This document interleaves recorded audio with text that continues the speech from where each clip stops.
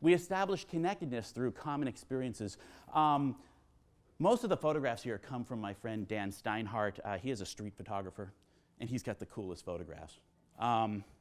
This is from the urban Iditarod. You know the Iditarod in Alaska where they do the dog sled races? This is up in Portland, Oregon. It's called the urban Iditarod. And I guess people dress up in costumes and go from bar to bar to bar. So think about this. This is interesting because I've never seen guys with chicken heads and drinking beer, so it's interesting, but think about it from their experience. They have a common experience, a bond, because they're all inside the chicken heads. There's us and there's them. And so they can get together maybe 10 years from now and say, hey, do you remember when we wore the chicken heads? Right? They connect by a shared experience. And that's what we need to try to do to be persuasive. We need to find some sort of shared experience. Aristotle said in his treatise Rhetoric that if you want to persuade anybody to do anything, you need three things: ethos, logos, and pathos. Logos, the logic, the facts. You need the facts. However, if you stand in front of somebody and just give them the facts, you're not going to persuade them. Why? Because remember, they're telling their own stories in their own heads. You also need pathos. You need emotion. There has to be some emotional connection. And when I say emotion, I'm not saying I want you to go up and make people cry or make them laugh, but to have that bond, to find that commonness beyond just the logic. Is there a way for them to say, yeah, I can feel what you're saying? And then last but not least is ethos, the ethics, are you a credible person? The only way to persuade someone is to make sure that you're a credible person, you know your stuff, and that there is an emotional connection with your audience. You do those things and you persuade. And so now we get to, there's one character trait that has the most influence over an audience. This also came out of Kendall's research. That as he was watching people's brains on story, they noticed that if they kept changing this one thing, it had the most effect on what they thought of the character, what the character did. Anybody want to make a guess on what that might be? The one thing. The one thing. I'll tell you. It's a tough one. I'll tell you. Motive. Why are they doing what they're doing? Why? If you change the why, it doesn't matter what they're doing. You change the why, you have the most influence. You can change the way a person looks at the situation. The motive. When you're standing in front of this audience, do they know your motive? Do they know why you're doing what you're doing? They better, because that is the most important thing to be persuasive and something you need to think about.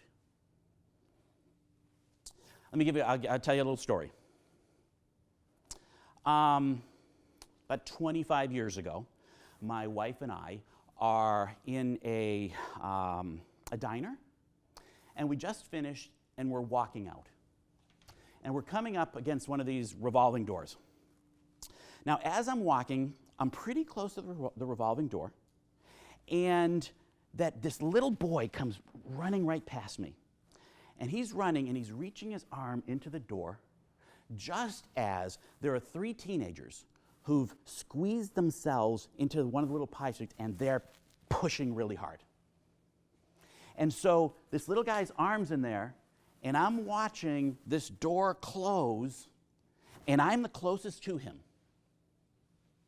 Now, have you ever had one of those moments where time stands still? This was one of my moments. Time stood still. because what went through my mind at that time was, oh my gosh, I have to save this little boy's arm. The emotion side, right? The human instinct to protect a child. But the logic side said to me, wait a minute, there is a cultural norm that you never touch anyone else's kids. You never, even if you're a relative, you don't even touch their kids.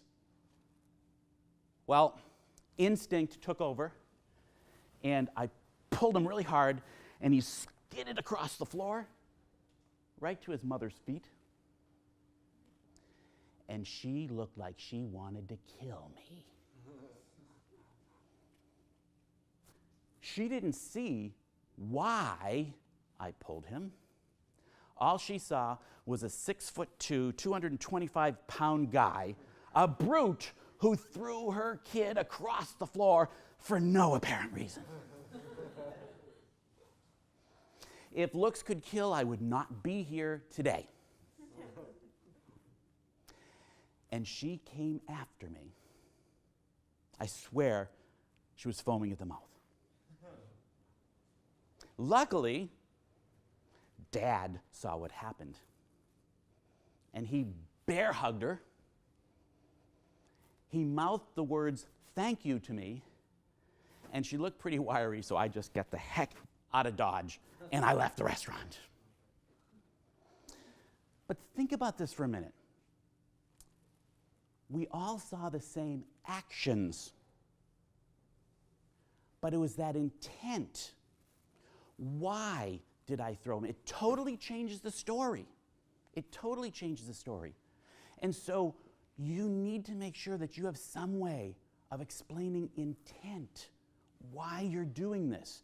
Otherwise, they may be like the mom who's coming up with their own intent. If you don't tell them intent, remember, your brain is wired to make sense, to make meaning. They're going to make up their own, and you don't want that to happen. Make sure they understand your intent.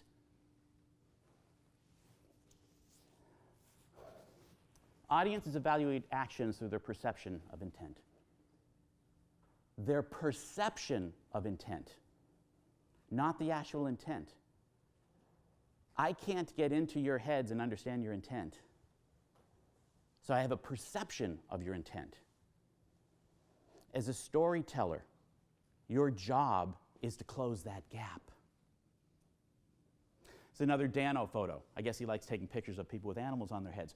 But if you just saw this person walking into a store or whatever without knowing their intent, right?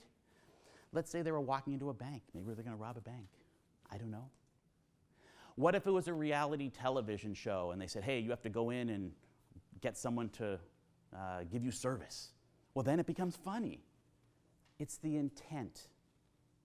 The most important thing you need to do is think about, do people understand my intent? My intent of being here is to teach you some storytelling skills. And hopefully I've conveyed that. That's what I'm trying to do. There are always two stories. Always.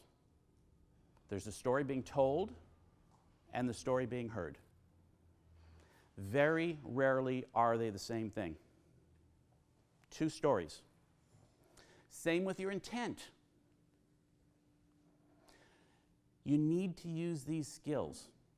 Interesting, memorable, persuasive,